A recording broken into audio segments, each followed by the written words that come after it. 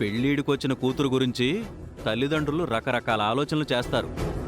కూతుర్ని సుఖపడే ఇంటికి పంపించాలని అనుకుంటారు. మా అమ్మాయి విషయంలో మాకలాంటి అవకాశం లేకుండా చేసేశావు.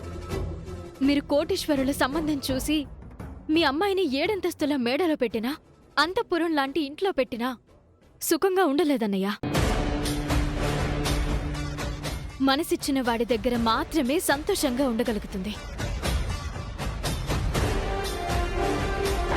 ప్రేమలో పడిన వారి మనసుని మార్చడం అంత సులభం కాదు. అది మీకు అర్థం కాదు. మరో విషయం ఏంటంటే, కావ్య జీవితానికి మన కులదైవానికి ఎటువంటి సంబంధం లేదు. అది నాకు అత్తయ్యకు సంబంధించిన సమస్య. మరోసారి విగ్రహానికి, కావ్య కాపురానికి ముడిపెట్టకండి. కావ్య సమస్యని ఎలా పరిష్కరిస్తావు? ఇంకెన్నాళ్ళు ఇలా సాగదీస్తావు? కావ్యను అత్తారింట్లో ఆనందంగా అడుగు పెట్టించే బాధ్యత నాది. నాకు కొంచెం టైం ఇవ్వండి.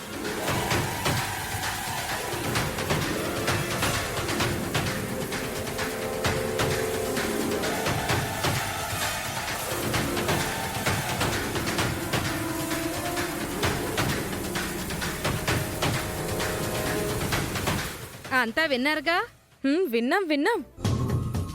అవని కావ్య విషయంలో రిలాక్స్ అయిపోకుండా ఉండాలి అంటే కావ్య విషయం, అమ్మవారి విషయం గంటకొకసారి గుర్తు చేస్తూ ఉండాలి. మన గ్యాంగ్ అందరం అవనికి ఊపిరాన్నట్టు చేయాలి. ఈ కాకుల్లా గెద్దల్లో పొడుచుకొని తినాలి. బతకలేక చావలేక నరకం అనుభవించేలా చేయాలి. నా సిక్స్త్ సెన్స్ ఏం చెప్తుందంటే అవని ఎట్టి పరిస్థితిలోనూ అమ్మవారిని తీసుకురాలేదు అని అనిపిస్తుంది. అదే గనక జరిగితే అందరం చాలా ఇబ్బంది పడిపోతాం నిహారిక.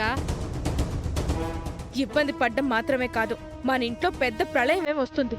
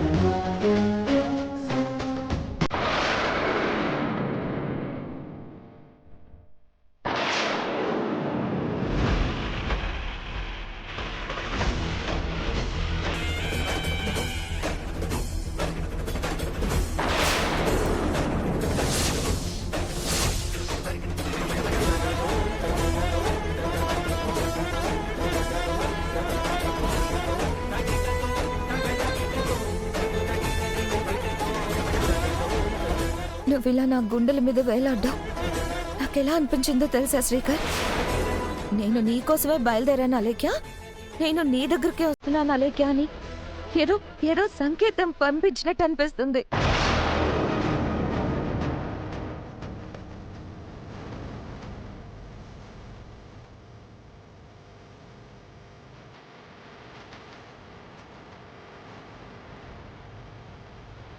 ఈ గది నుంచి బయటికి వెళ్లకుండా ఇన్ని రోజులు ఉండిపోయిన నాకు ఇప్పుడు బయటికి వెళ్ళాలని ఎందుకు అనిపిస్తుంది?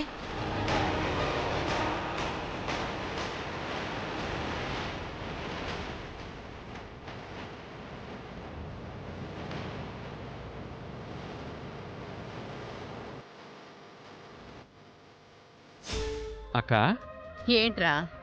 నువ్వు ఒకటి గమనించావో లేదో, అమ్మవారి ఇంట్లోకి రాగానే ఏదో కొత్త కాంతి, కళ మన ఇంట్లోకి వచ్చినట్టు కనపడుతుంది. అంతా అమ్మవారి మహిమ.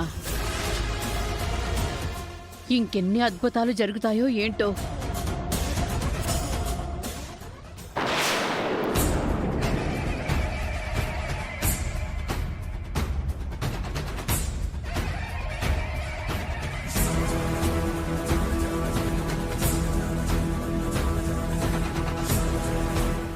ఏమైంది నాకు ఈరోజు?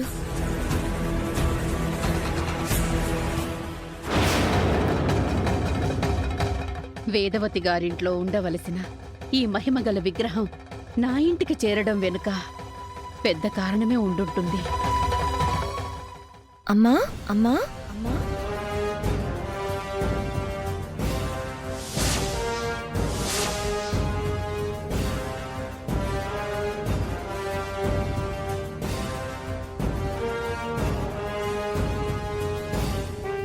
అక్కా అలేఖ్య బయటకొచ్చినట్టు మనం భ్రమపడుతున్నావా? నిజంగానే బయటకొచ్చిందా? నిజంగానే బయటకొచ్చిందిరా.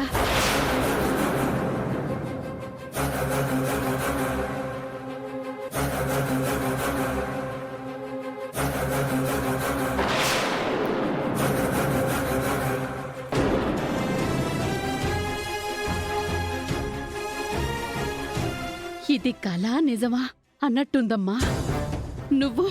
నువ్వు బయటికి రావడం ఏంటి? ఎన్నో సంవత్సరాలుగా ఆ గదికి పరిమితమైపోయావు. నేను ఎన్నిసార్లు ఎన్ని రకాలుగా బ్రతిమలాడినా నువ్వు బయటికి రాలేదు. అలాంటిది ఈరోజు నీ అంతట నువ్వు శ్రీకర్ ఫోటో పట్టుకుని బయటికి రావడం చాలా చాలా వింతగా ఉందమ్మా. నాకు నేనే నమ్మలేకపోతున్నాను. సడన్ గా శ్రీకర్ ఫోటో పడిపోవడం, నన్ను బయటికెవరో లాగినట్టు అనిపించడం నాకే అంత వండర్గా ఉందమ్మా. ఇదంతా జరగడానికి కారణమేంటో తెలుసా? ఏంటి? ఇదిగో ఈ అమ్మవారు.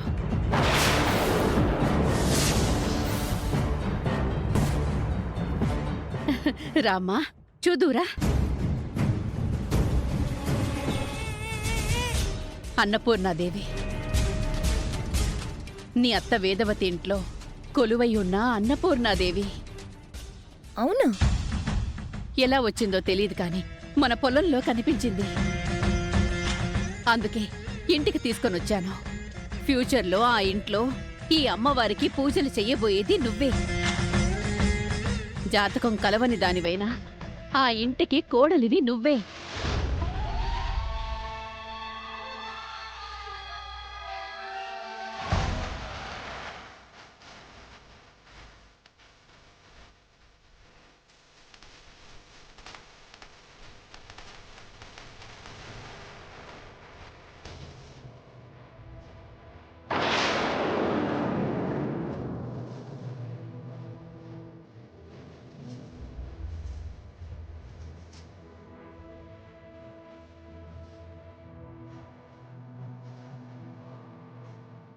ఈరోజు నా మనసు చాలా ఆనందంగా ఉందమ్మా.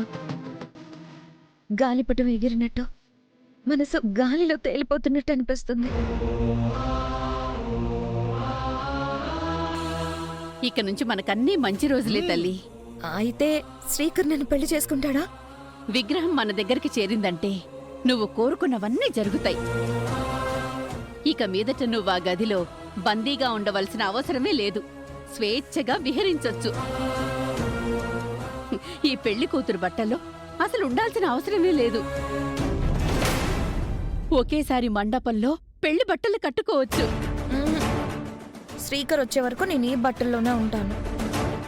ఈ విగ్రహం రాకతో కొత్త కథ మొదలైంది తల్లి. అందుకే నువ్వు పాత జీవితం నుంచి బయటకు రావాలి. నీకంతా మంచే జరుగుతుంది. నా మాట నమ్ము. సరే అమ్మా, నువ్వు చెప్పినట్టే వింటాను. అక్కా, నువ్వు చెప్పగానే అలేఖ్య సరే అందంటే ఇదిగో నిజంగా విగ్రహం మేమే. ఒరేయ్, పంతులు గారు ఎక్కడ్రా? ఫోన్ చేశానక్క, వచ్చేస్తారు. అమ్మా, రండి రండి. రండి. నమస్కారం అమ్మా. నమస్కారం. విషయం నా తమ్ముడు చెప్పాడా? చెప్పాడమ్మా. ఇదిగో ఇదే ఆ విగ్రహం.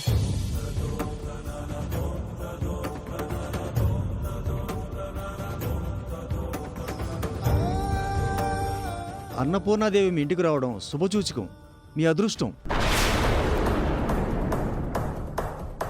మీ ఇష్టాభీష్టాలు నెరవేరుతాయనడానికి సంకేతం. ఏ జన్మలోనో మీరు పుణ్యం చేసుకున్నారు. పూజ గదిలో పెట్టమంటారా? మంచి ముహూర్తం చూసి అమ్మవారి అనుగ్రహం కోసం వ్రతం చేద్దాం.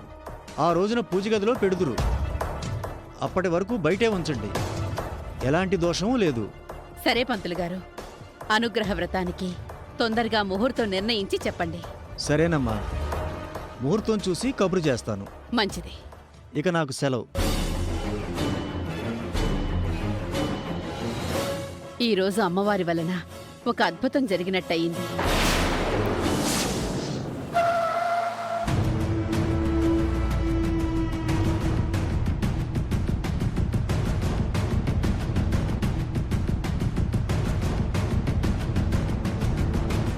ఈరోజు పవన్ వాళ్ళతో చాలా స్ట్రాంగ్గా మాట్లాడి కావ్యను ఎలాగైనా కాపురానికి తీసుకుని వెళ్ళేలా చేయాలి బావా.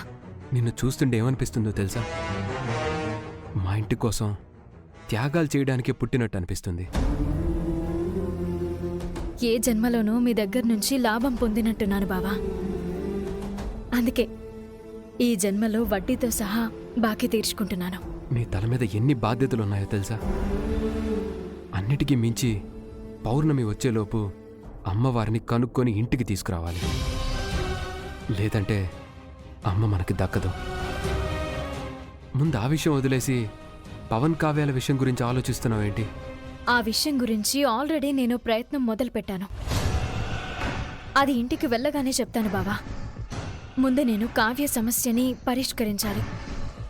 లేదంటే నిహారిక వసంత వదనని రెచ్చగొట్టి నా మీదికి పంపిస్తుంది. కావ్యని కాపురానికి పంపిస్తే ఇంట్లో సగం సమస్య తీరిపోతుంది. పద బావా.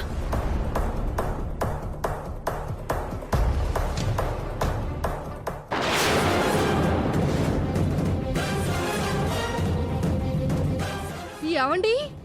ఒరే పవన్, ఒకసారి రండిరా. ఏంటి గిరిజా? అవని శ్రీకర్ వస్తున్నారు.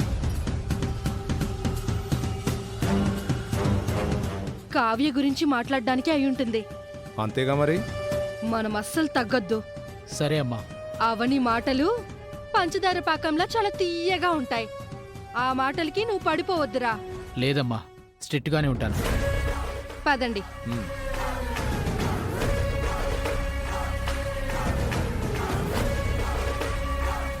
లోపలికి రావచ్చా అండి?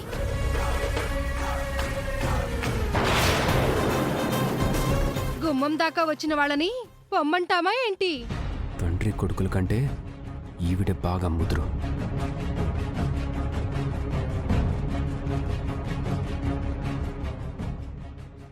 శ్రీకర్ నా గురించి ఏదో అన్నట్టున్నాడు. ఏం లేదండి. కూర్చోవచ్చా? కూర్చొని మాట్లాడుకునే అంత మ్యాటర్ మన మధ్య ఏముంది చెప్పండి?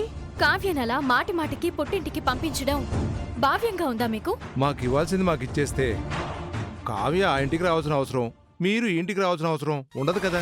ప్రేమ అనేది ఎంతో పవిత్రమైనది పవన్. దాన్ని డబ్బులతో కొలవకూడదు.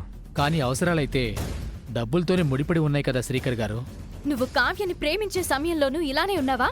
లేదంటే మీ ఇంటికి కావ్యని తీసుకొచ్చిన తర్వాత ఇలా మారిపోయావా? అంటే ఏంటి మీ ఉద్దేశం?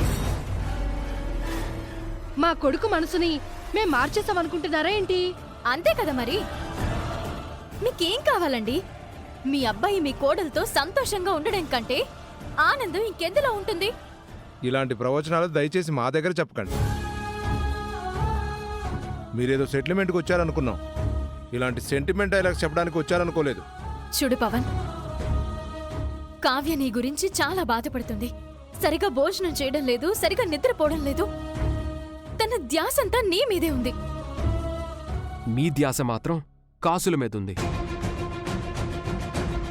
చూడు పవన్, కావ్య నీ రాక కోసం ఎదురు చూస్తుంది. మా డిమాండ్స్ని ఒప్పుకుంటే కావ్య కాపురానికి వస్తుందండి. లేదంటే విడాకుల కోసం కోర్టులో కలుసుకోవాల్సి ఉంటుంది. రాయ్, బుద్ధున్న మాటలేనా అవి? విడాకులేంట్రా ఫూల్!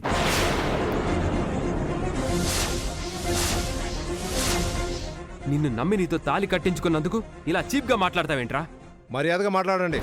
మీరు పద్ధతిగా ఉంటే నేను పద్ధతిగానే ఉంటాను. ముందు మీరు బయటికి నడవండి. బావా, నువ్వాగు. చూడండి, మాటకోసారి మీరిలా వచ్చి గొడవలు పడుతూ ఉంటే కావ్య కాపురం చక్కబడదు. ఓ 1 కోటి రూపాయలు కట్నం, సిటీలో ఉన్న ఓ 10 ఎకరాల ల్యాండ్, ఓ బిల్డింగ్, ఓ కాస్ట్లీ కార్, అవన్నీ మాకిస్తే అన్నీ చక్కబడతాయి. మా ఆవిడ చాలా రీజనబుల్గా అడిగింది. అదే వేరే వాళ్ళైతే ఇంకా కోరుకునేవాళ్ళు. మా అమ్మ అడిగింది అరేంజ్ చేయండి. నేను కవ్య సంతోషంగా ఉంటాం. ప్రస్తుతం మా ఇంటి పరిస్థితులేం బాగలేవు. మీరు కోరుకున్నవి మీకు చేరడం అసాధ్యం. అయితే మీ పిల్లని మీ దగ్గరే ఉంచుకోండి. మనసు మార్చుకోరా. ఇదే మీ చివరి మాట? అవును. అవని, ఇలాంటి వాళ్ళ దగ్గర మంచితనం పనికిరాదు. అయితే ఏం చేస్తారో చేయండి. ఏం చేస్తానా మిమ్మల్ని? బావా ఆగు బావా, గొడవలు వద్దు. వీళ్ళల్లో ఎలాంటి మార్పు రాలేదని అర్థమైంది కదా. వెళ్దాం పద. పద బావా.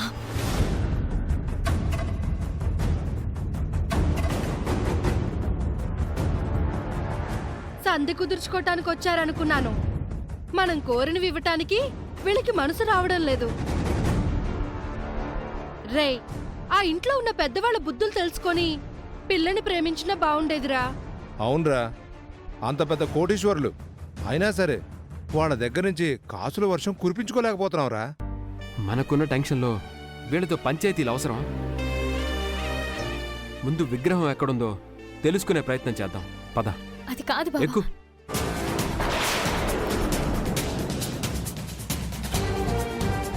ఎలాగైనా సరే కావ్యను అత్తారింటికి పంపించాలి.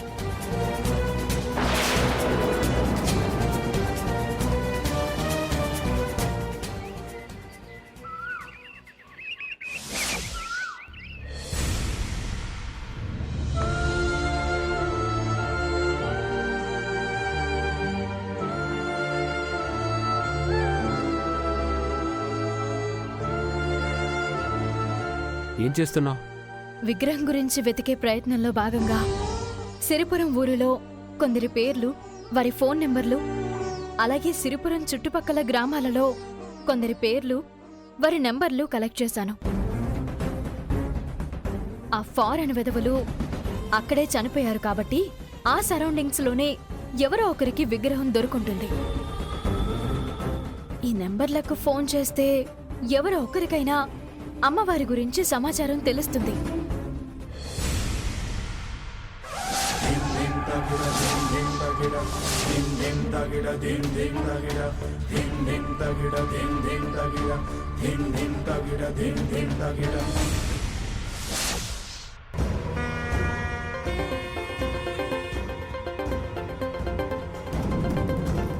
హలో, సుందరయ్య గారా?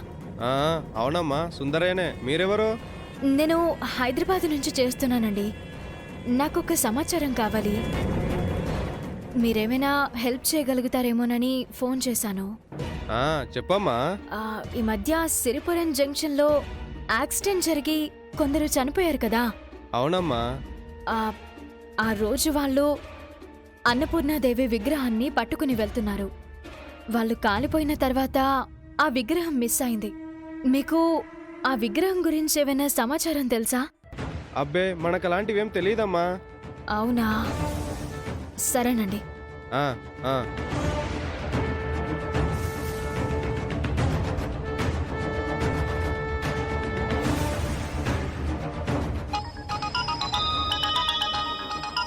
హలో. హలో, అనసూయ గారండి? అవునండి.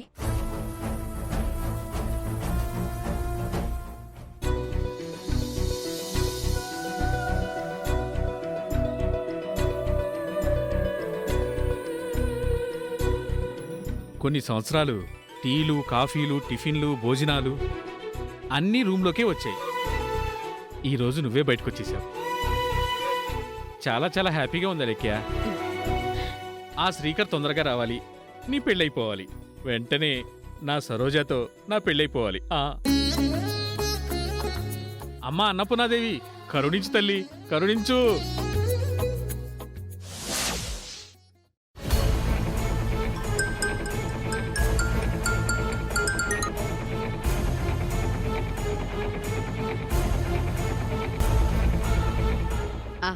ఇంక చాలమ్మా. చివరి ముద్ద ఈ ఒక్క ముద్దే.